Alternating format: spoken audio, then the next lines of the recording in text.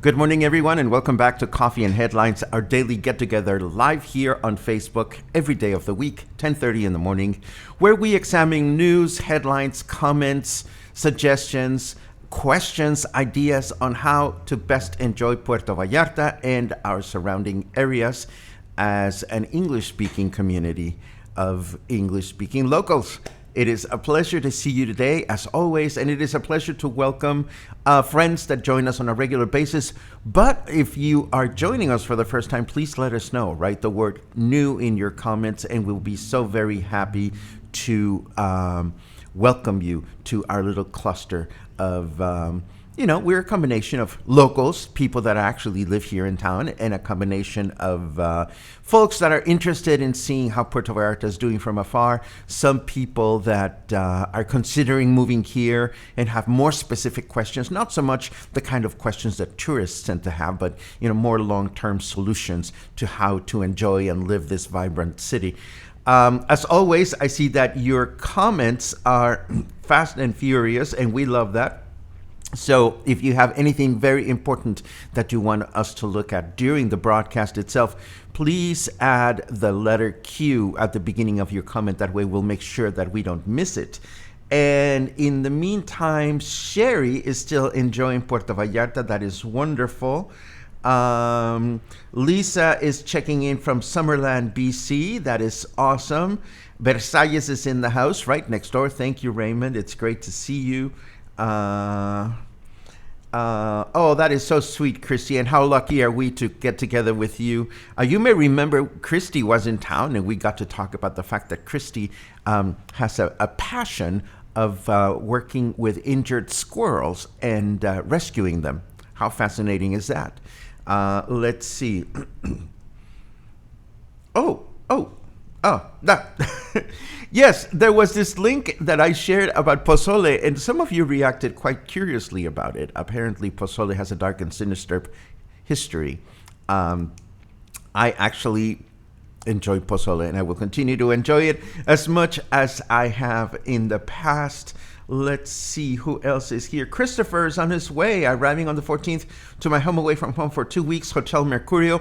I am sure we'll cross paths at Mercurio at one point or another. Christopher, I hope you enjoy your time here in Puerto Vallarta. Gary is having breakfast at one of my favorite places, Cha, not Che, but Cha in Versalles. That's really wonderful.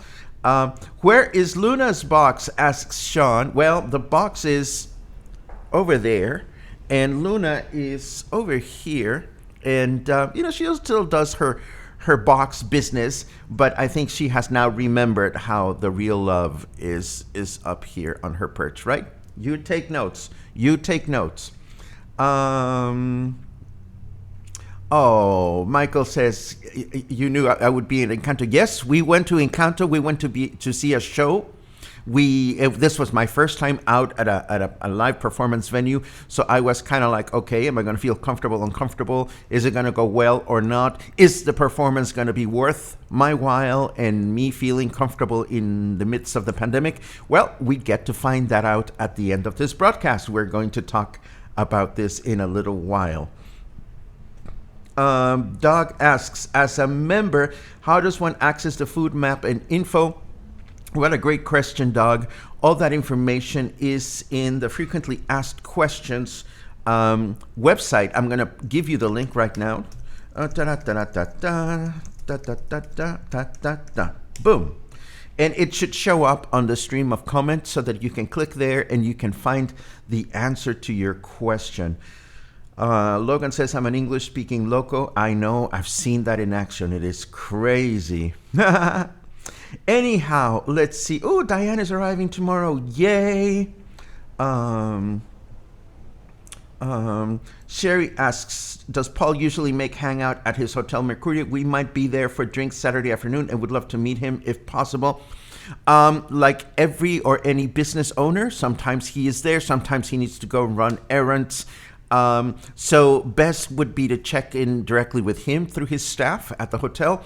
And but I know that he tends to hang out quite a bit. So, feel free to have a cocktail there. And I'm sure he would be loving to have a conversation with you.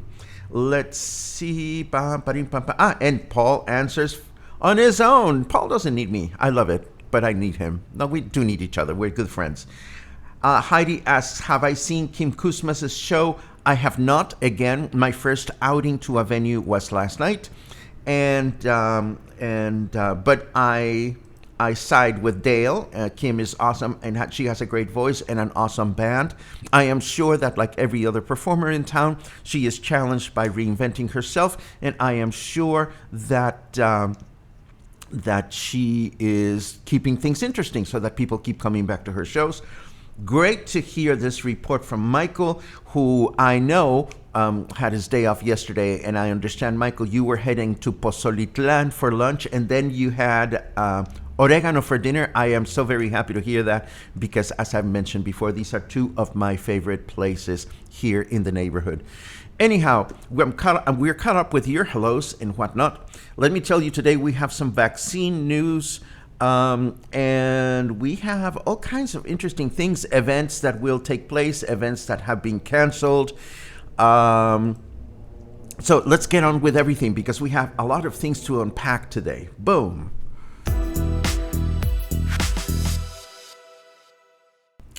Okay, so we start with good news. Mexico will receive its first big shipment of vaccines. The vaccines that we've been receiving so far have been more of a testing ground to make sure that we can handle the whole process.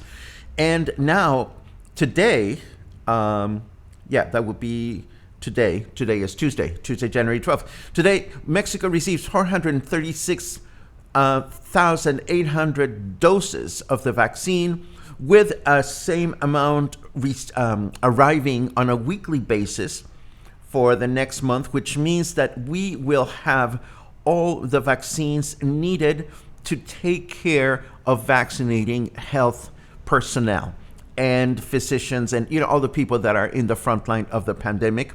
We also learned through a related headline that it is expected that by the month of April, the 15 million senior citizens in our country will be vaccinated. We remember that the priorities established by our government said that they will start with health personnel and then they will continue with senior citizens and then moving down the age range as we go forward. And this is all good news. And then we also learn, unfortunately, through Vallarta Independiente, that the vaccines will actually not reach Puerto Vallarta until the month of February. That's only 2 weeks away, actually. This news comes from what is known as Sanitary Region number 8, and that would be the area in which Puerto Vallarta is located as far as health-related circumstances. So this news bit does not specify the calendars for Puerto Vallarta, but it does say that the National Guard and the Secretary of the Marines here in town are starting to prepare themselves for this arrival. So we will be so very happy to hear that when it happens. And then let me close this. We also got this news of from the Health Secretary, the Federal Health Secretary, in which we learn that Mexico is presently negotiating the purchase of 24 million doses of the Russian Sputnik 5 vaccine to apply to 12 million people, because with this particular vaccine, 2 doses are required. So it's good to see that Mexico is taking care of itself, taking care of ourselves, finding vaccine solutions wherever possible. So this is a good thing.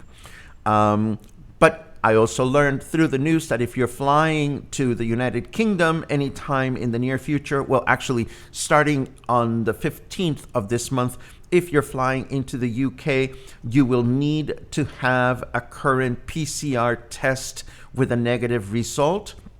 This was informed by the British Embassy in Mexico through their Twitter account. So if you're flying overseas, you will be expected to take the test 3 days prior to your departure and to show the results as you are preparing to go on board. So there we have it. Mexico continues to be a country that does not have such restrictions, and that's both good and bad, but it is what it is. Let me take a quick look at what your comments are about today, and we will continue with our news. Boom, bidim, bam, boom, bam, boom. We went to Kim's show at Coco's Grill. Fantastic evening. That's a great recommendation. Thank you very much.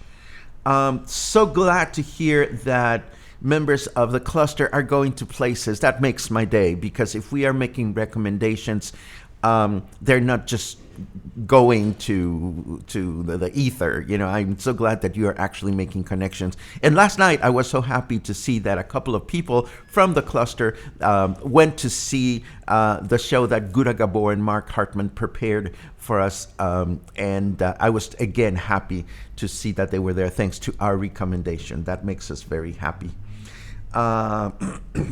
Have I seen anything about vaccinating seniors who are temporary residents? Nothing specific, Linda. All the information has been slow to materialize and not very specific. I am sure that the government and the health officials are trying to find their way through the logistics of doing this. It's a large country, it's a lot of people.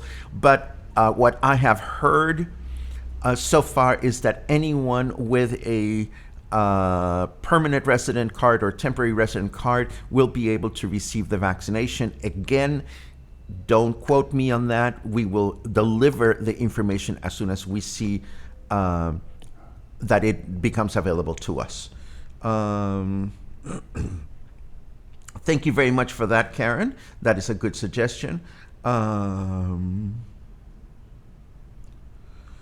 Tomas asks an interesting question. Have I heard the news that the president of Mexico is looking to buy doses and make them available to purchase to the public? Nope, I have not heard that one. What I have read the president of Mexico stating is that if a private entity is influential or powerful enough to knock on Pfizer's door directly or any other manufacturers of vaccines and say, hey, we want to buy a lot of vaccines, Mexico, the government is not in a position to interfere on that, you know. But the government of Mexico getting involved in selling vaccines directly to the public, this I have not read about. Let's see. Yay. Well, let me continue with the news that I have. Are we at the leisure area already?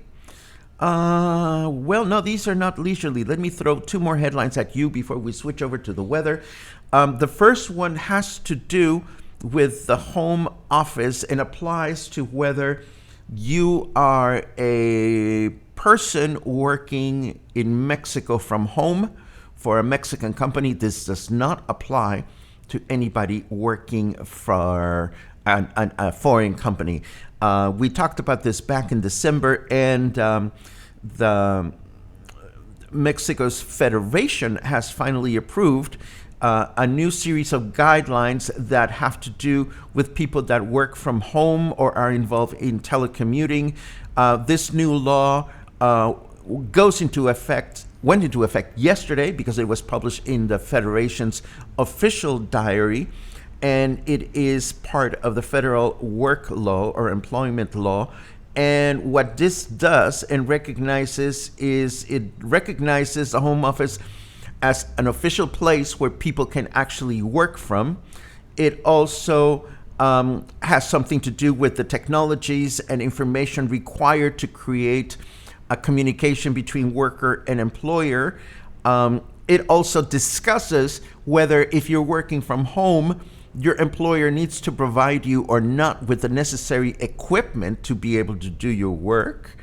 Also, if you're officially working from home, it regulates the fact that your employer needs to keep the same salary, give you a computer, access to internet, and pay for your electricity. And has something to do with how you treat your coworkers and so forth and so on. And it recognizes the right to unplug. Like there are certain times of the day in which you're working from home, but if it's not during your office hours, you are not going to have to answer to your boss. It recognizes the need to establish mechanisms through which people can learn how to work from home and whose responsibility it is to provide those mechanisms. And whether it also regulates whether your boss, if you're working from home, can your boss point a camera at you or not to make sure that you're working when you're supposed to be working, and whether there will be inspectors that come into your home to see if you're actually working from home. So all this stuff has now been legislated and packed together in new laws that just came into effect yesterday. Now, I think this is really funny because Ed says, "Whoops, buenos dias, señor. Now, may I ask, did I miss the pot story?" Well, I have two good pieces of news, Ed. Number one, you haven't missed it. And number two, if you had missed it, you can always come back to the shows and enjoy them after they are over, because we archive all the shows both on the Facebook page and also on the website. So it's a win-win. And since we're talking about the cannabis news, we might as well go there because, as it happens, they are next on the schedule. We've been talking about this for some time. In fact, it was 3 years ago that that Mexico's legislators received the order to put together laws that could regulate the use of cannabis in Mexico for medicinal uses and for research uses, and these laws have finally been passed. Now, let's cut to the chase. This doesn't mean that we're all going to go to Starbucks tomorrow and light one and feel good about ourselves. Please don't go there. What the regulations do is to focus in 4 specific areas, and I'm going to read them. Number one, it will focus on regulating the manufacturing and the manufacturing and the cultivation, obviously, of all the mechanisms, preventive, therapeutic, rehabilitation, and that have to do with using cannabis as a medical solution. Number two, the investigation and the research for its health and pharmacology. Number three, the manufacturing of derivative pills and candies and all kinds of things, and so forth and so on. And it also has to do with the ability. I'm trying to find the thing where they were supposed to make it now able for people to start putting together shops and whatnot. But again, this is all very new. Well, it is not new because they've been working on it for years, but the Federation finally got their act together and they signed the law. So it is quite possible that in the next few months, we may start seeing new, oh my God, Costco. OXXO, can you imagine OXXOs all over the city full of little candies and things for medicinal purposes, of course.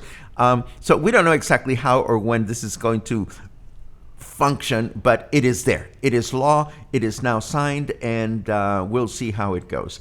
Let's see. Cha-cha-cha-cha. Let's see. Sorry, cha noche, love it. Will you be going to Plataforma 330 to 322 this Saturday show? I have my tickets, should be fun. Yes, I am, Gary. This is a show in Spanish by one of the local actors. He's doing a monologue, and I am definitely going to be there. It should be a lot of fun. Enrique Baez Cardona. You should work from home is a lot of fun. Like right now, if you ask me what I'm wearing under my t-shirt, like down there, I could be telling you the truth. I could be lying. I could be wearing something. I could be wearing nothing. But the bottom line is we still want to deliver a fine product, and we try our damnedest to do it, even if we look somewhat scruffy some days. Oh, yes, thank you very much for that. Yes, buy us coffee. We love coffee, especially Luna. Oh, she's gone. She's out on a mission, of course. Start collecting those edible recipes. I have plenty. I have plenty. So can I plant my seeds for my personal use now or not? If I recall correctly, Jaimito Pacheco, and that's a great name, we are able to have plants in our house. Yes, we are. It has to do with the number of plants that you're able to have. The number, I believe, has increased. And Michael is teasing me. Swimming Rama with a side of weed, please. I love it. Imagine that. Imagine walking into your favorite Thai restaurant and being able to... I am so there, it's not even funny. But before we go there, let us go to the weather so that we can see what kind of weather we're going to enjoy today. Push the weather button now.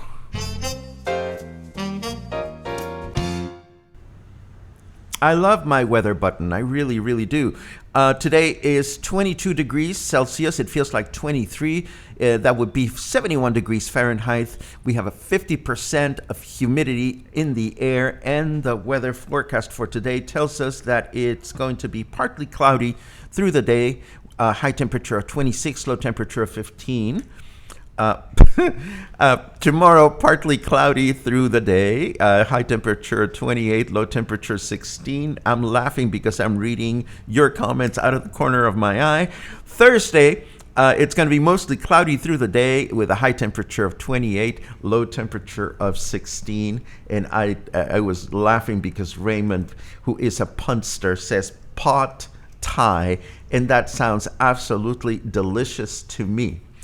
Let's see, moving right along with our headlines. Of course, COVID has made it challenging for folks to plan or not plan or schedule or postpone major events around the world. We keep hearing grumblings as to whether the Olympics will take place in Japan or not, whether the Grammys will be scheduled or not. We now know that the Academy Awards are continuing on, but we don't remember exactly when.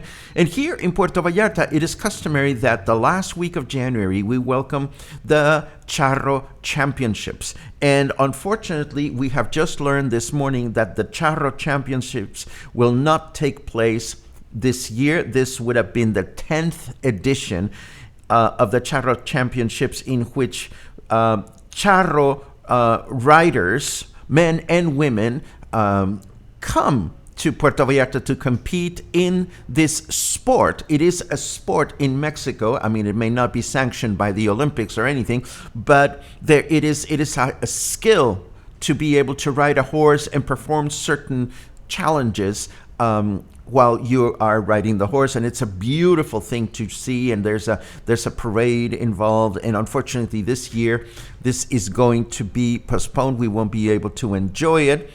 On the other hand, we did read that Riviera Nayarit is moving forward with a major sailing event, the North American Optimist Championship, which is going to take place during the first semester of 2021. Oh, it's going to be taking place between May and June, between May 29th and the 5th of June. The headquarters will be the Vallarta Yacht Club, and this is an important regatta on a specific class of boat called Optimist. Optimist, if I recall correctly, is not only a brand, but it is also a specific size of sailboat.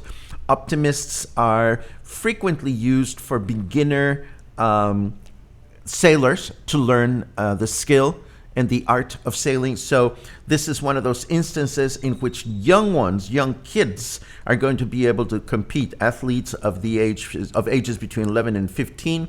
It is expected that we will welcome at least 150 competitors, but many of them travel with their family and friends because they're minors. So we're going to expect competitors from New Zealand, Australia, Japan, or Japan. This is what happens when you read and translate at the same time.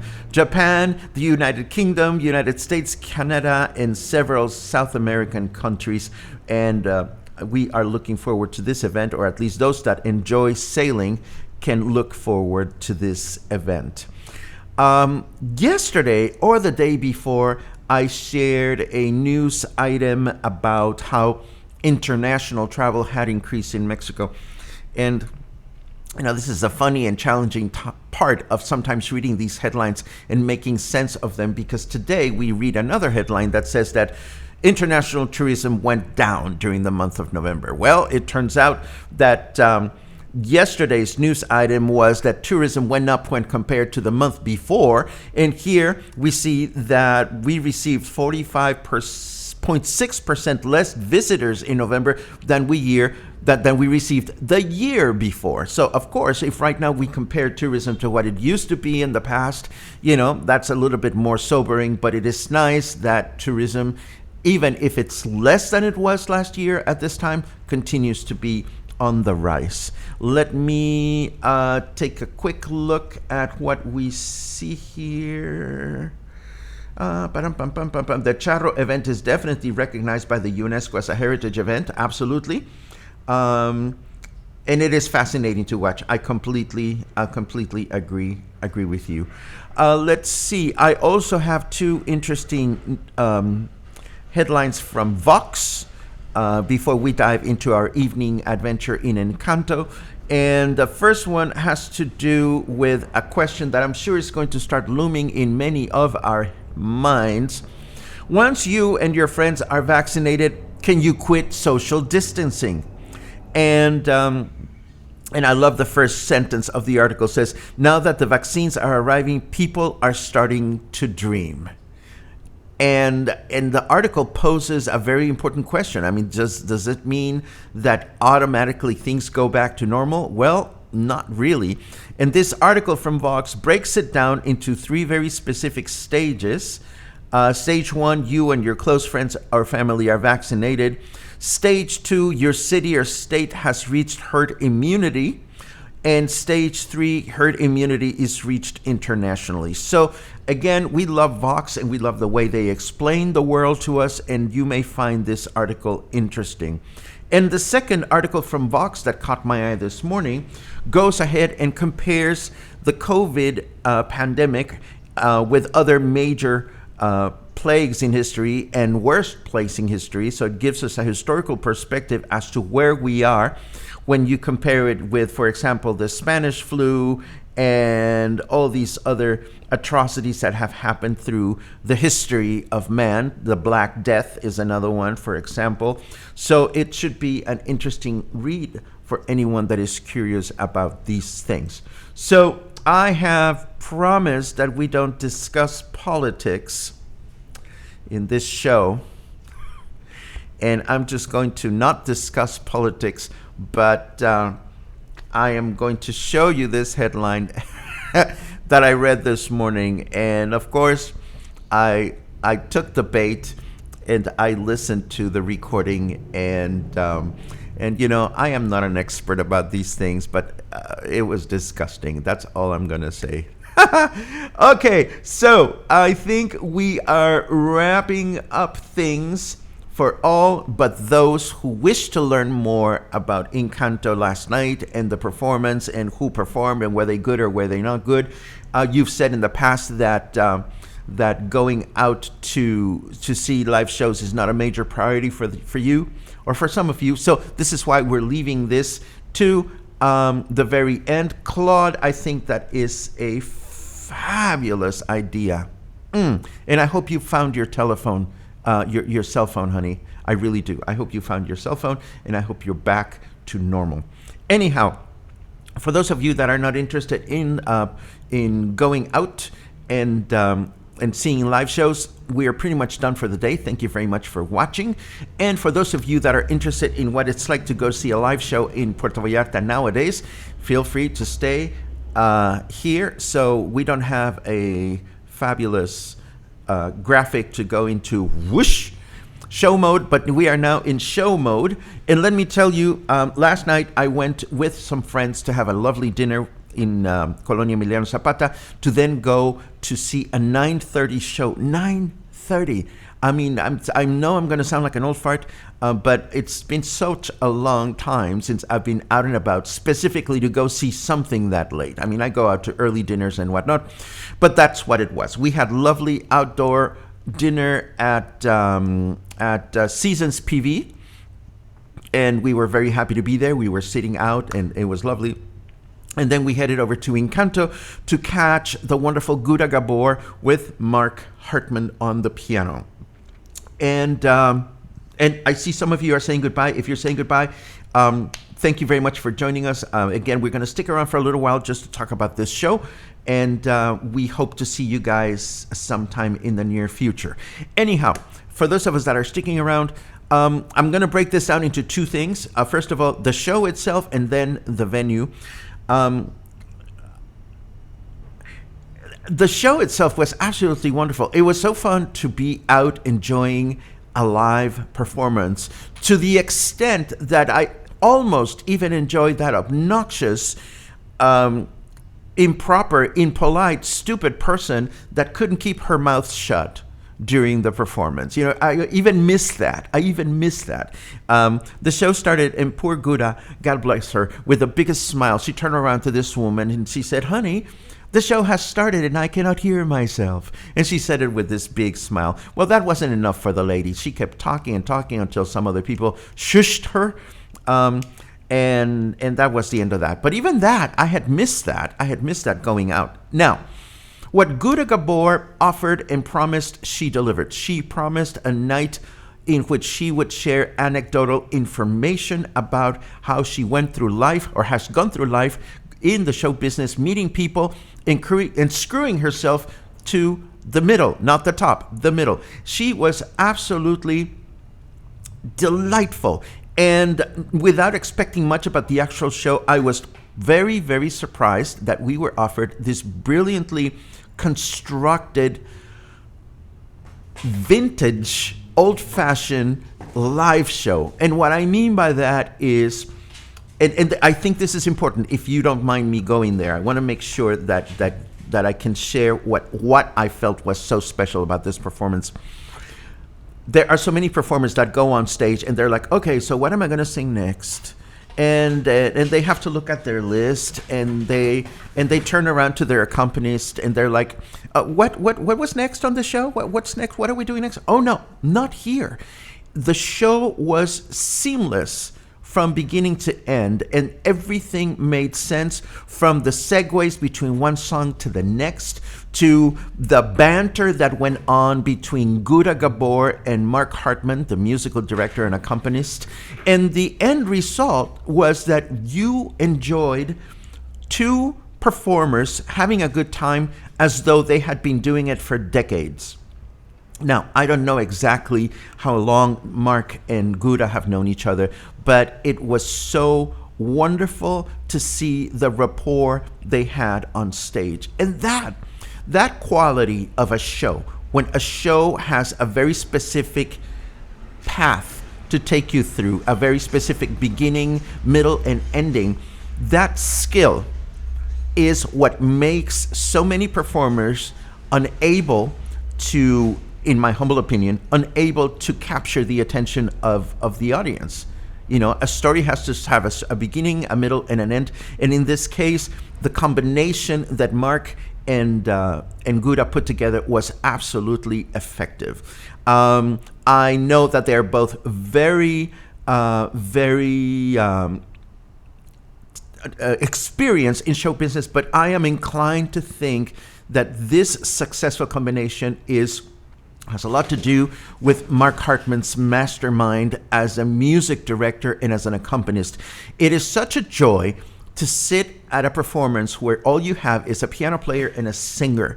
And all of a sudden, the piano player starts like playing even sound effects and arpeggios to illustrate and to enhance the parts in which the performer was telling a story. I mean, it was just brilliantly done, brilliantly done. And I've said this before and I'll say it again. Every project that Mark Hartman touches in this town is bound to be successful because he is a professional musician and a skilled and knowledgeable one, and you will probably not go wrong. I happen to find out of 2 such shows. Mark is performing some things at Incanto, but also performing some things at the Palm. And at Incanto, he has a show called A Couple of Swells, the music of Judy Garland. And he's doing with Cami Desolates, who is a wonderful singer. She's a triple threat in this town. She is a triple threat. As we know, she can dance, she can sing, and she can act. But in my opinion, what Cami has missed is having that oversight of a musical director, somebody that can shape a performance from beginning to end. And I've had this conversation with Cami. I've said to her, I would love to see you, just have more of an arch. And she may disagree with me, and that's okay. She's still a stellar performer. And the fact that she and Mark Hartman are getting together to do a show is probably going to be absolutely wonderful. They're going to do a show called The Music of Judy Garland, and that's going to be a lot of fun. But the big surprise for me during the show, and let me show you this photo so you can see what the setup was like. And we'll get to the specifics of the venue in a second. The beautiful thing is that after intermission, Gouda introduced a gentleman to perform a song. His name is Seth Sykes, who is also a vocalist who's in town to sing the songs of Judy Garland. And this man, this Seth Sykes, I thought it was really funny because I did some homework this morning, and he has been described by Time Out New York as a theater elf. And he is like really, really short, but he's a total belter, just like Judy Garland was really short.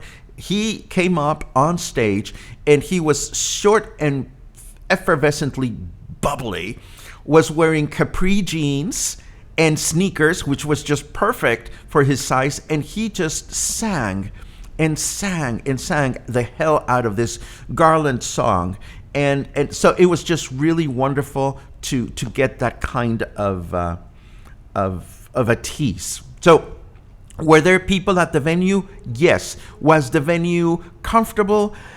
Yeah, I felt comfortable. The venue has now has opened up the upstairs so that the cabaret, it has open windows. So you can be sitting outside al fresco, you can be sitting inside. I would not want to be sitting outside because I know that it's a noisy environment out there. So if you're sitting outside and you have a singer going through a really, really intense, quiet ballad, you're going to miss most of it. If you sit inside, there is safe distancing going on. And inside, the venue has a mishmash of furniture. Some seats are very comfortable. Some of the other seats are very uncomfortable, and it boils down to where you end up sitting. So the bottom line for me, as far as going to venues right now, number one, has to do with the quality of the performers. And in this particular case, the performers were top-notch. And I would wholeheartedly recommend the show that Gouda Gabor and Mark Hartman are doing. And I'm very much looking forward to finding out more about this theater elf, Seth Sykes. And of course, the show that Mark is putting together with Cami Desolates should be a lot of fun. So the bottom line is, we are going to feel as comfortable going out as the places that we go make us feel comfortable. I did not feel uncomfortable at the Palm, at Incanto, and I wish the venue much success. These are difficult times in which we're all making important decisions as to whether we feel safe or unsafe going out. But it was clear to me that a number of people wanted to be there, miss the entertainment, miss that back and forth that you get when you go see a live performance. So if you are getting to a point in your life in which you are feeling comfortable going, go for it. go for it. Just remember to take the usual precautions. You want to wear your face mask. You are expected to put it on if you get up to go to the bathroom. You want to wash your hands frequently, and you want to watch how close you are to people that you don't know. And you definitely do not want to sit close to those obnoxious people that cannot keep their fucking mouths shut during a live performance. Avoid those like a plague, because they are a fucking plague. Thank you for that. Let me take a quick look at your final comments before we head out of here. Let's see. Ba-dim, bam, boom, bam, boom. Feedback about misconception at the Palm. Yes, misconception is definitely on my list. Absolutely agree with you, James. And again, unfortunately, this was a case in which I know who the person was, and I don't know her well, but I sure don't want to know her any better than I do.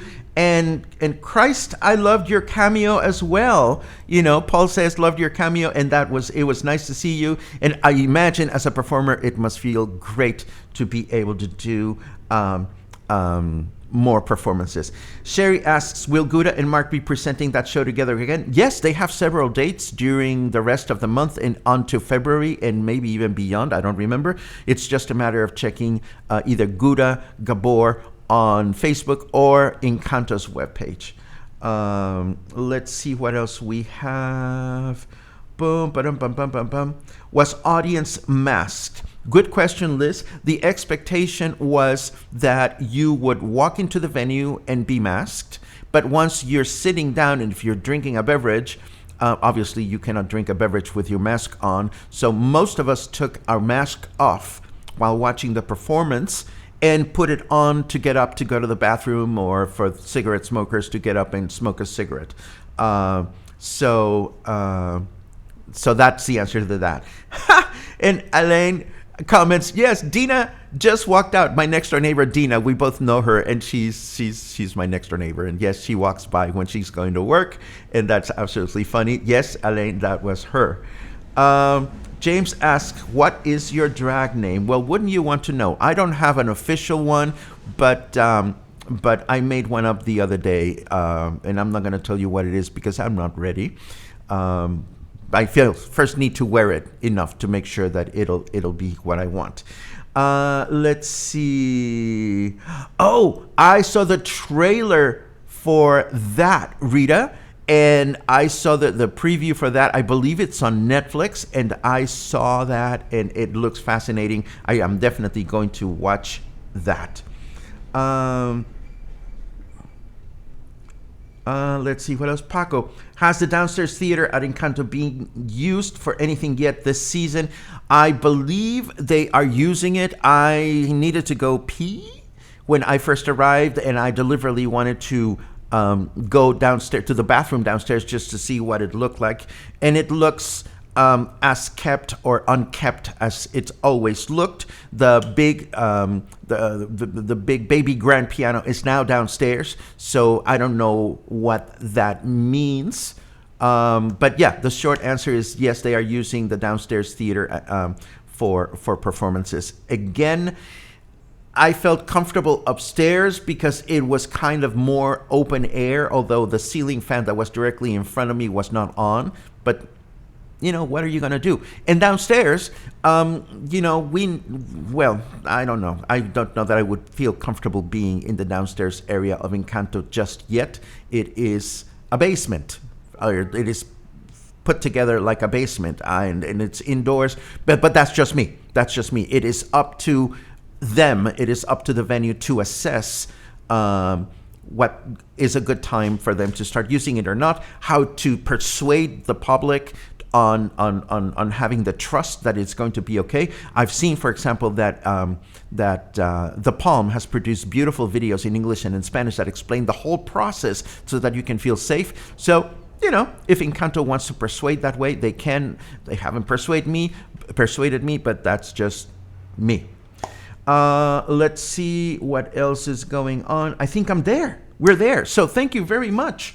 thank you very much for all your comments and your questions. I know that not everybody enjoys these performances, but I do know that some of you had asked for some information about the venues and how it was going, et cetera, et cetera. And of course, last but certainly not least, I have many dear friends that work on stage in this town, and they are struggling. They're struggling as much as everybody and anybody else. And whatever we can do or wherever we can meet our comfort level with their need to perform is wonderful, because they need the pesos, and we need to get out of our houses. I mean, being safe at home is good, but going out every now and then just to be with your friends as safe as you can is very nurturing as well. So what I wish for you for the rest of the day is a nurturing day. Stay kind, stay happy, stay in touch, and I hopefully will see you again tomorrow or sometime soon. Have a great day.